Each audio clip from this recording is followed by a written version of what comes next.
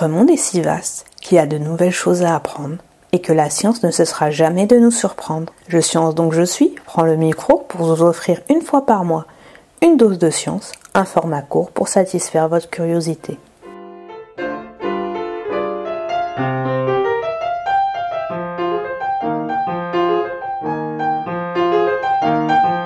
Salut, c'est Sania pour l'épisode de Flash Science du mois. Aujourd'hui, nous allons parler d'une nouvelle étude scientifique parue dans la revue Science le 13 janvier 2022. Les chercheurs ont identifié un virus important dans le déclenchement de la sclérose en plaques. Il s'agit du virus d'Epstein-Barr, qui est responsable de la mononucléose infectieuse. La sclérose en plaques est une maladie chronique inflammatoire, c'est-à-dire qu'elle est causée par un dysfonctionnement du système immunitaire qui attaque les neurones dans le cerveau.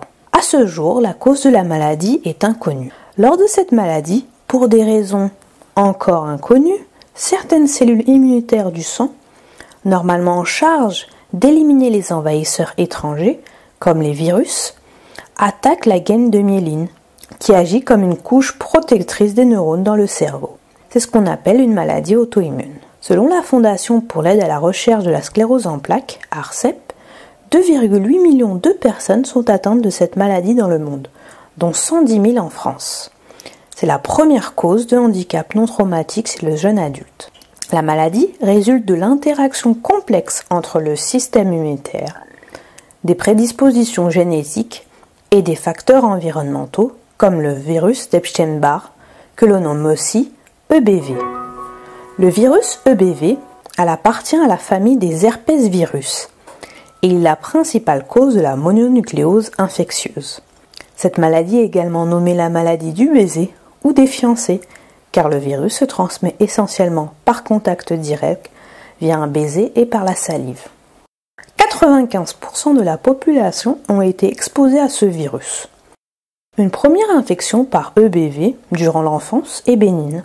Cependant, une première infection durant l'adolescence ou à l'âge adulte se manifeste souvent par une mononucléose infectieuse. L'infection tardive par EBV est associée à une augmentation 2 à 3 fois de développer la sclérose en plaques.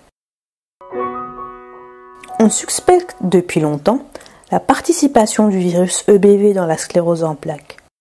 Par exemple, il a été mis en évidence une augmentation des anticorps contre EBV avant le développement de la maladie. Mais qu'est-ce que sont des anticorps ? Bonne question. Un anticorps est une substance produite par le type de cellules immunitaires appelées les lymphocytes B.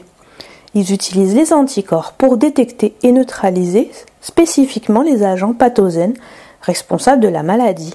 Dans le cas d'EBV, les anticorps reconnaissent spécifiquement le virus EBV. Et la présence d'anticorps contre EBV est un indicateur d'une infection antérieure par le virus EBV. Avant cette étude, personne n'avait montré le lien de causalité entre le virus EBV et la CEP.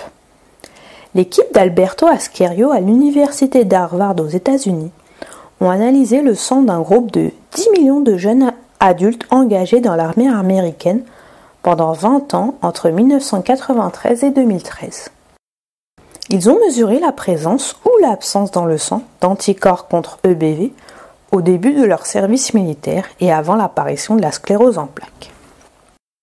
Dans ce groupe, 955 personnes ont été diagnostiquées atteintes de sclérose en plaques. Les chercheurs ont ensuite analysé le sang de ces personnes mais avant le développement de la sclérose en plaques, pour analyser la présence ou l'absence d'anticorps contre EBV. 34 personnes au début de leur service militaire n'étaient pas infectées par le virus d'EBV, donc ils n'avaient pas la présence d'anticorps contre EBV. Et avant d'avoir la sclérose en plaques, ils ont été infectés par l'EBV. Donc cette étude montre que ces personnes ont eu la sclérose en plaques et juste avant la maladie, ils ont été infectés par le virus d'EBV. Pour conclure dans cette étude, les chercheurs ont mis en évidence un lien de causalité temporelle entre l'infection par EBV et le développement de la sclérose en plaques. L'infection par EBV précède la CEP et elle augmente de 32 fois le risque de CEP. Mais pas de panique. Une majorité de la population a été exposée à ce virus, mais seulement une petite fraction développe la CEP. Les facteurs génétiques sont également à prendre en compte. Le virus EBV est nécessaire, mais il n'est pas suffisant pour déclencher la sclérose en plaques.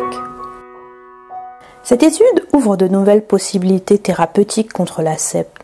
Dès lors, des traitements antiviraux ou un vaccin contre EBV visant à prévenir la mononucléose infectieuse pourrait également protéger contre la survenue d'une CEP. Le laboratoire Moderna, célèbre pour son vaccin ARN contre la Covid-19, a annoncé le 5 janvier 2022 la mise au point d'un candidat vaccin ARN destiné à l'infection contre le virus d'EBV.